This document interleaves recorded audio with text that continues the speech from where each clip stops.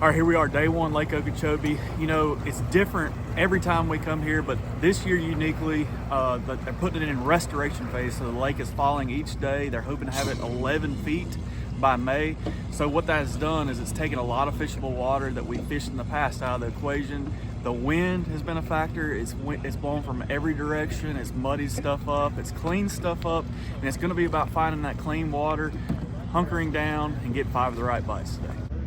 So day one here at the Bassmaster Elite on Lake Okeechobee. You know, this is a different lake than last time. It's a different lake than I've ever been here, that anybody's ever been here. It's changing daily. It's dropping an inch a day. So the fish are kind of scared to get up there. The practice has been tough. There's just not a lot of clean water. But when you find the clean water, or cleaner water, you can get some bites. We're gonna keep our head down. Found a couple fish on bed late yesterday, but we're gonna keep our head down, put a big weight in our hand, pitch reeds, fishing for spawning fish that you know we can't see.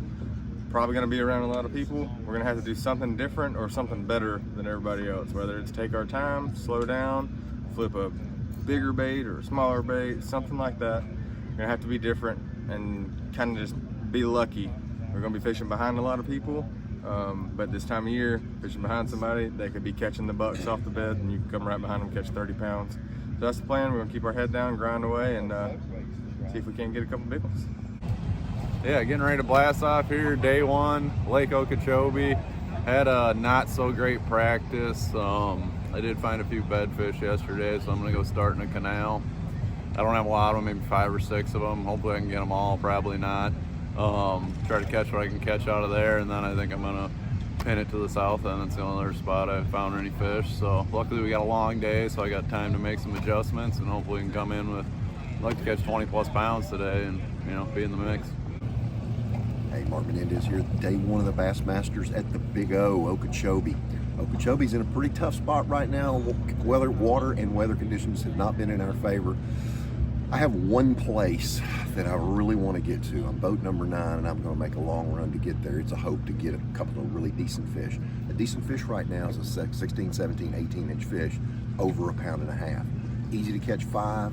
Don't want to jinx myself, but easier to catch 5. But to get those little bit better fish is what it's going to take. So I have one other place maybe figured out to catch some big ones. On a spinnerbait of all things, imagine that. So I'm looking forward to it.